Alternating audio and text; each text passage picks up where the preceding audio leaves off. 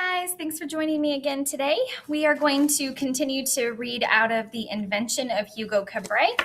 And today we're going to be starting with chapter 3 called Snowfall. The old man slowly shuffled to the front of the toy booth. He was beginning to close up shop, lowering the front wooden gate, when Hugo approached him from behind. Hugo knew how to walk silently, but he let his feet fall loudly on the tiles to let the old man know he was there. "Pick up your feet, boy." The old man glanced over his shoulder. "I hate the sound of shoe heels clicking on the floor." The old man continued to close the grate, and lock it. The halls of the station were nearly empty. Hugo knew the station inspector would be making his evening rounds at the other end of the station, and Hugo figured he had a few minutes before he showed up here. The old man finished closing up and double-checked the lock of his booth. "What's your name, boy?" Hugo hesitated. He was going to lie, but then, for some reason, he said his real name. Hugo Cabret." "Listen to me, Hugo Cabret. I told you to stay away from me. I will drag you to the station inspector's office and lock you up myself if I see you again. Do you understand what I am saying?" "Give me back my notebook." "I'm going home to burn your notebook." With that, the old man glanced quickly at the clock across from the toy booth and headed out under the great iron ribs of the train station. He emerged through the golden doors into the dark streets of Paris. It was the end of winter, and a light snow had begun to fall. Hugo watched him go. It had been a very long time since Hugo had left the train station, and he wasn't dressed for winter. But within moments, he burst through the doors. "You can't burn my notebook," he shouted to the old man.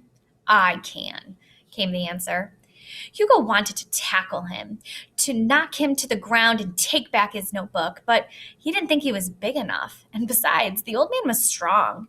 Hugo's arm still ached from where he had been grabbed earlier.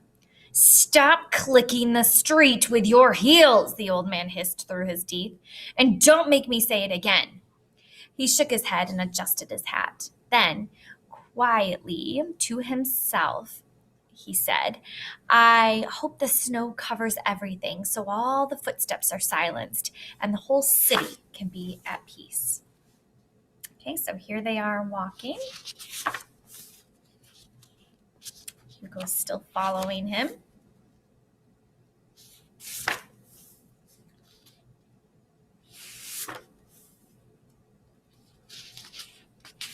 Looks like a cemetery. They soon arrived at a decrepit apartment building across from the graveyard. The whole building seemed to lean slightly to the side. Ivy had once covered the walls, but it had been torn away, leaving long interlocking scars in the cracked paint.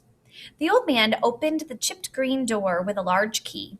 Turning back to Hugo, he said, "Don't you know that the sound of clicking boot heels can summon ghosts? Do you want to be followed by ghosts?" The old man stepped quickly inside and slammed the door behind him. So here's Hugo standing outside. And that's the end of that chapter. This chapter is called The Window.